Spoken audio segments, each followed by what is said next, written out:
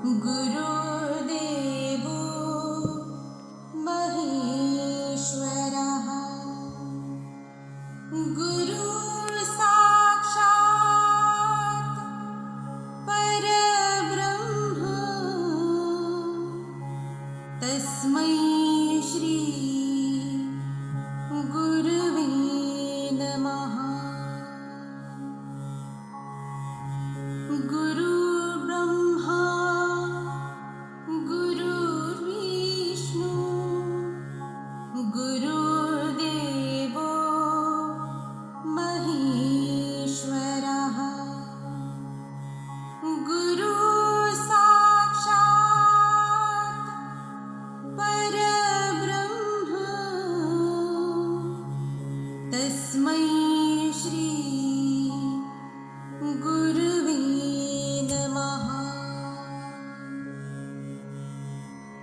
गुरुर्ब्रह्मा गुरुर्विष्णु गुरुर्देवो महेश्वरः सर्वांना गुरुपौर्णिमेच्या हार्दिक साजरा करतो ओळखला जातो। व्यास महर्षी जन्म झाला। पौर्णिमा म्हणजे प्रकाश। पौर्णिमा म्हणजे ज्याप्रमाणे कुंभार मातीच्या गोळ्याला आकार देतो तीच भूमिका शिक्षकही पार पाडतात। तुझी वावा किती जरी दुनियामध्ये झाली तुझी वावा, शेवटला करावा लागतो गुरुचाच दावा। कैकानी गुरुसेवेत देह घोटला, मरून पुन्हा जन्म घ्यावा गुरुच्या पोटाला। होणार नाही तू केलेल्याचं पुण्य, तुझं शून्य नाही रे किंमत तुझ्या थाटामाटाला। मरून पुन्हा जन्म घ्यावा गुरुच्या पोटाला। धन्यवाद। गुरुजन वर्ग तसे तिथे उपस्थित माझ्या प्रिय मित्रमैत्रिणींनो, सर्वांना प्रयत्न लागतात। त्या प्रयत्नांना बळ येण्यासाठी गुरूंचे आशीर्वाद लागतात। भारतीय संस्कृतीत गुरुचे स्थान आणि आई वडिलांनंतर सर्वश्रेष्ठ मानले गेले आहे। गुरु केवळ शिक्षण देत नाहीत, तर आपल्या जीवनाला योग्य दिशा देतात, संस्कार घडवतात आणि अज्ञानाचा अंधार दूर करून ज्ञानाचा प्रकाश दाखवतात। आपल्या संस्कृतीत असे म्हटले आहे, गुरुर्ब्रह्मा गुरुर्विष्णू गुरुर्देवो महेश्वर गुरुर साक्षात परब्रह्म तस्मै श्री गुरुवे नमः। या श्लोकाचा अर्थ असा की गुरु हे ब्रह्म विष्णू आणि महेश यांच्याप्रमाणे पूजनीय आहेत। तेच आपल्या जीवनाचे मार्गदर्शक असतात। गुरुपौर्णिमा हा दिवस महान ऋषी महर्षी वेदव्यास यांच्या जयंतीनिमित्त साजरा केला जातो। त्यांनी महाभारत, पुराणे आणि वेदांचे विभाजन करून भारतीय ज्ञान परंपरेला अमूल्य योगदान दिले, म्हणून त्यांना आदिगुरु मानले जाते। मित्रांनो, शिक्षण आपल्याला केवळ पुस्तकी ज्ञान देत नाहीत, तर प्रामाणिकपणा, शिस्त, मेहनत, वेळेचे महत्त्व आणि चांगले नागरिक बनण्याचे धडेही देतात। त्यामुळे त्यांच्या ऋणातून आपण कधीच मुक्त होऊ शकत नाहीत। गुरूंच्या शब्दात असते शक्ती, गुरूंच्या कृपेत असते भक्ती।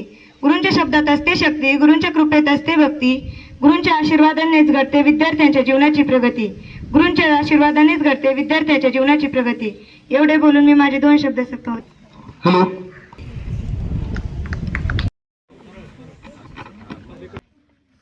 साथी तीर्थ तयापाशी तुका म्हणे ऐसे गुरु चरण त्याचे हृदय धरू। आज तुम्हाला सर्वप्रथम गुरुपौर्णिमेच्या हार्दिक शुभेच्छा। गुरुपौर्णिमेनिमित्त तुम्हाला मी एक कथा सांगणार आहे। छत्रपती शिवाजी महाराजांनी आणले वाघिणीचे दूध। छत्रपती शिवाजी महाराज हे रामदासांचे एकनिष्ठ भक्त होते। शिवरायांची भक्ती होतीच अशी की समर्थही त्यांच्यावर अधिक प्रेम करायचे। बाकी शिष्यांना वाटायचे की शिवराय राजा असल्यामुळे समर्थ त्यांच्यावर अधिक प्रेम करताय, हे समर्थ रामदास जाणत होते। समर्थ रामदासांनी एक दिवस ठरवले की सर्व शिष्यांचा गैरसमज दूर करायचा। ते एके दिवशी सर्व शिष्याबरोबर वनात गेले। वनात सर्वजण मार्ग चुकले। समर्थांना संधी मिळाली। समर्थ पोटदुखींचं नाटक करत एका गुहेत जाऊन झोपले। त्यांचे शिष्य पाठोपाठ होते। शिष्य एक एक करून आत विचारू लागले, गुरुवर्य, या पोटदुखीचा इलाज काय आहे? इलाज सांगता सर्व शिष्य हैराण झाले। हो वर्य, संकोच न करता सांगा। यावर समर्थ म्हणाले, या पोटदुखीचा इलाज आहे वाघिणीचे ताजे दूध.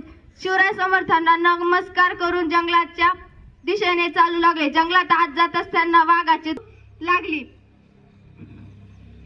शिवराय वाघिणीस लढण्यास समर्थ होते, पण त्यांना तिच्याशी लढायचे नव्हते.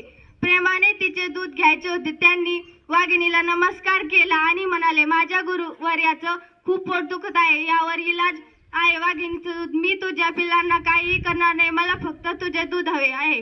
शिवरायांचा नम्रपणा आणि गुरुभक्ती पाहून वाघिणी शांत झाली आणि दूध देण्यास तयार झाली. शिवरायांनी कमठण भरून दूध घेतले आणि आनंदित होऊन गुहेत परतले गेले. कमठण भरून दूध घेऊन आलेल्या शिवरायांना पाहून समर्थ म्हणाले, शिवबा, शेवटी तू दूध आणलेस, धन्यस तू. तुझ्यासारखा शिष्य असताना गुरु कधीच वेदनेत राहू शकत नाही. इतर शिष्याकडे दृष्टी टाकली. सर्व शिष्यांना आपली चूक कळाली. धन्य ते शिवराय आणि धन्य त्यांची ती गुरुभक्ती. धन्यवाद.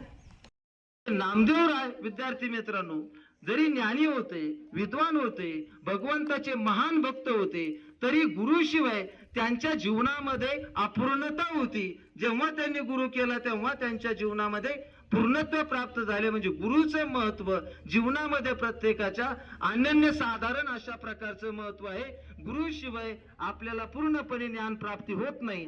त्याचबरोबर आजच्या सर्व विद्यार्थ्यांनी अतिशय सुंदर भाषणे केली आणि सर्व विद्यार्थ्यांनी सुद्धा अतिशय आनंदाच्या वातावरणामध्ये गुरुपौर्णिमेचा उत्सव.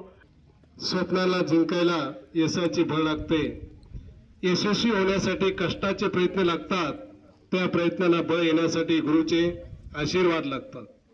आणि म्हणून यशस्वी होण्यासाठी कार्यक्रमाचे नेतृत्व म्हणजे कार्यक्रमाचे अध्यक्ष श्रीयुत खाडे यांना मी विनंती करतो की त्यांनी आम्हा सर्वांना अनमोल असे मार्गदर्शन करावे.